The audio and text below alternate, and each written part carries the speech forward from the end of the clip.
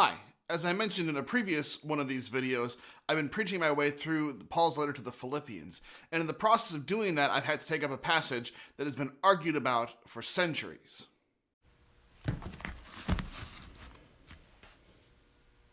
When I was in college, I started reading the Bible seriously for the first time, and I got really excited about it, and in that process, I got into a lot of arguments with a bunch of friends of mine, although they were usually friendly arguments. Well, I had an ongoing discussion with a person who was, for a time, a roommate of mine over the topic of predestination.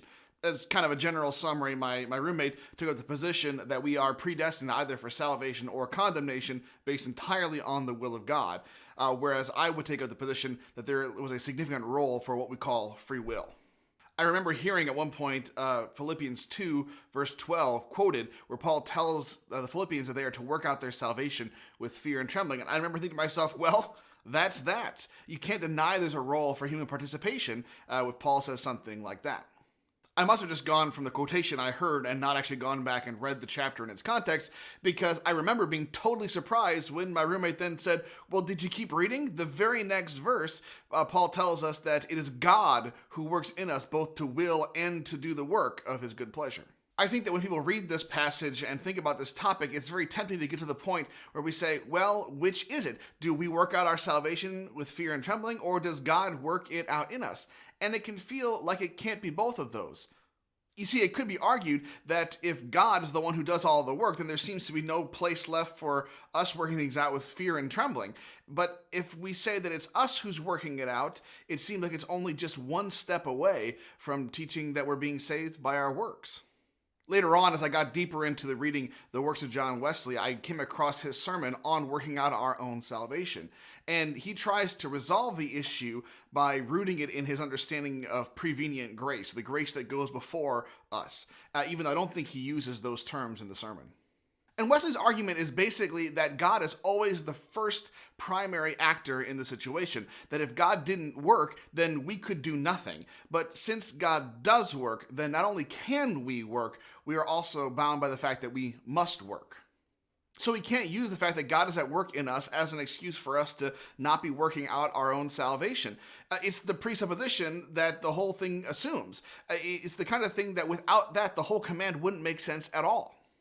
We don't talk a lot about heresy in the mainstream of United Methodist publications, but it was a major topic of conversation among my college peers. And the question that sometimes came up was, when does something become a heresy? When does something tip over from just being a preference or an emphasis or a way we interpret it that's within the bounds of Christianity? And when does it tip over into something that's destructive for faith and life?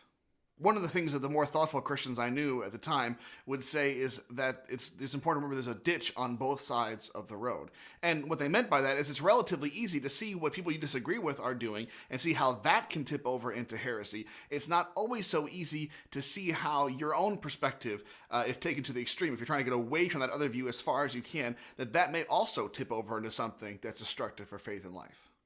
And I can't tell you how many times I heard well-meaning people give basically the advice that the way to make sure we don't fall into either ditch is to make sure we keep our eyes on where those ditches are at all times. Because if we can know where one perspective tips over into heresy, and we know where the other way tips into heresy, then we can, all we have to do is make sure we stay in between those two, and we can basically do whatever we want. Well, that way of approach might work, but I think that the analogy of talking about a road with ditches on either side of it shows us the shortcoming of this way of thinking.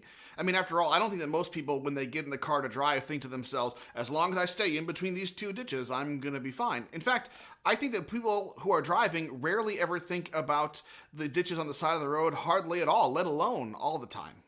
In fact, the only time I can think of in recent memory where I really focused a lot on where ditches were was a time when I had gotten my car stuck in the middle of a snowstorm, and a passerby had picked me up and was taking me the 6 miles back to my house. And my job in the passenger seat was to take a flashlight and look out the window to keep an eye on where the line was on the side of the road. And we had to make sure we weren't getting either closer to it or farther away from it. And that was the way we could make sure we were going to avoid falling into a ditch on one side or drifting over into oncoming traffic on the other side.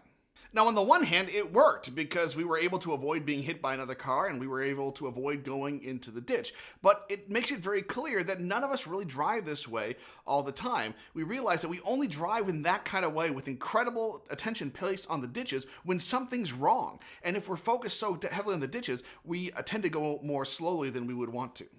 As a general rule, I have found it's much easier and much faster in transportation to avoid ditches, not so much by looking at the ditches, but by keeping our eyes fixed on the road. And I don't mean to make this sound silly at all, but the road in this case is Jesus. When we ask ourselves, is our salvation something that we do, or is it something that God does? We're watching the ditches. On the one hand, we know if we say something that we do, it feels like we're violating a fundamental belief that we are saved not by our works, but by grace. But at the same time, if we say that it's something that God does in a way that relieves all personal responsibility from us, we kind of have to throw out a large part of the New Testament. But if we look at Jesus, we realize we don't have to divide things up that way. On the one hand, every word that Jesus speaks is the very word of God because it's God who speaks it to us. But at the same time, every word that Jesus speaks is also, at the very same time, a very human word because it's a human being who is saying it. At the same time, every act of Jesus is both a 100% divine act and also 100% a human act. At least in Jesus, we see that all of God does not necessarily mean nothing of humanity. And it seems that if we're using Jesus as our guide, it's entirely possible that all of God in our lives means all of our humanity as well. In fact, it stands to reason that as we are acting in faithfulness, it is that our behavior is beginning to approximate that of Jesus. And so it's beginning to approximate the idea that it's 100% the act of God in us and through us, and it is also at the very same time 100% our act. And if indeed there's any truth to this, if indeed it's true that in Jesus we see that 100% God's activity in and through a human being does not necessarily mean it's not also 100% the act of that human being, if that all is true, at least in any way, it does seem to cut behind the back of some of the argument over predestination and free will. And if we can remember that, perhaps we won't have to fight so much on that topic, and perhaps we may find ourselves coming together on that deeply contentious issue. Well, that's all I have for this week. If you have any questions or any topics you'd like me to take up, please send me an email at pastorstevic@gmail.com. If you like these videos or you find them engaging, consider liking and sharing them on the social media platforms. If you want to subscribe to the YouTube channel where these videos are posted, you can do so at youtube.com/tstevic1. Thanks for watching, and I'll see you next time.